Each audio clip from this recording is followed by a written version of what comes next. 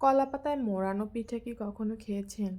কলাপাতায় মুড়িয়ে তারপরে পিঠা বানালে এই পিঠাটা কিন্তু অনেক অনেক চমৎকার লাগে। আর এই পিঠাকে তাল দিয়ে বানানো হয়, সেজন্য এই পিঠার নাম হচ্ছে তাল পিঠা।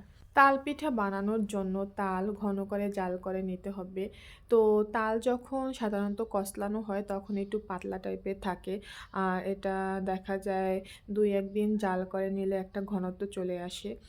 তো সেই পিঠা দিয়ে মূলত হচ্ছে তাল পিঠা বানানো হয়। আর তালের যেকোনো পিঠাই একটু ঘন করেই নিতে হয়। কারণ প্রাথমিক অবস্থায় তালটা একটু পাতলা টাইপের থাকে।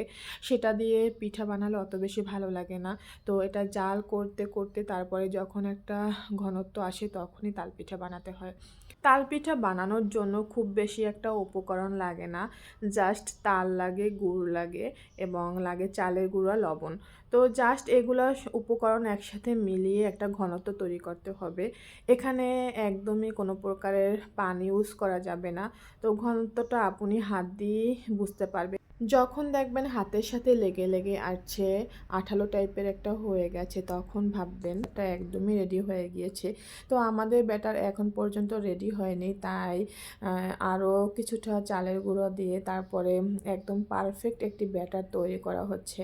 তো এই পর্যায়ে পারফেক্ট ব্যাটার হয়ে গিয়েছে। তো এখন একটি তালপাতা নিয়ে তারপরে হাতের সাহায্যে খুব সুন্দর করে গোল করে দিতে হবে। এটা সাধারণত হাতের সাহায্যেই করতে হয়, কোনো প্রকারের চামিচ ইউজ করলে অত বেশি ভালো হবে না। তো মা হাত দিয়ে গোল করে পিঠাটা বানিয়ে নিচ্ছে। তো এইভাবে রাউন্ড শেপ করে দিতে হবে। রাউন্ড শেপটাই সাধারণত এই পিঠা করে থাকে। তো আপনি যদি আমার ভিডিওটি আমার ইউটিউব চ্যানেল থেকে দেখে থাকেন তাহলে আমার চ্যানেলটি অবশ্যই সাবস্ক্রাইব করে দিবেন। আর যদি ফেসবুক পেজ থেকে দেখে থাকেন তাহলে অবশ্যই ফলো দিবেন এবং লাইক, কমেন্ট, শেয়ার করে পাশে থাকবেন। আশা করি পুরো ভিডিওটা আপনাদের খুবই, খুবই ভালো লাগবে এবং ভালো লেগেছে।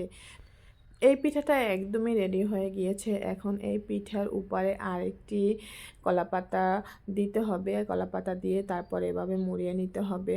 মা অনেকগুলো পিঠা বানিয়ে নিয়েছে। আর এই পিঠার তারপরে কাজ হচ্ছে জাস্ট যেকোনো একটি কড়াইতে দিবেন। তো সেখানে কিন্তু কোনো প্রকারের তেল দেওয়া লাগে না, জাস্ট একটি কড়াইতে দিবেন। তো সেখানে দিয়ে তারপরে জাল করে নিতে হবে এবং এপাশ ওপাশ সুন্দর করে ভেজে নিতে হবে। তাৎক্ষণিক পর্যায়ে অবশ্যই চুলার হিটটা মিডিয়াম লো হিটে রাখতে হবে, তা না হলে পাতা পুড়ে যাবে এবং পিঠা একদমই হবে না। তো পিঠা কিন্তু একদমই রেডি হয়ে গিয়েছে। এই পিঠাটা খেতে অসম্ভব অসম্ভব ভালো লাগে। আমার খুবই খুবই পছন্দের একটি পিঠা। আর এই পিঠায় একটা কলাপাতার ফ্লেভার থাকে। তো সেটার কারণেই মূলত আমার কাছে অনেক অনেক বেশি ভালো লাগে। আপনারা আগে কখনো খেয়েছেন কিনা কমেন্ট করে জানাবেন। আজকের মতো এখানেই সমাপ্তি। ধন্যবাদ সবাইকে।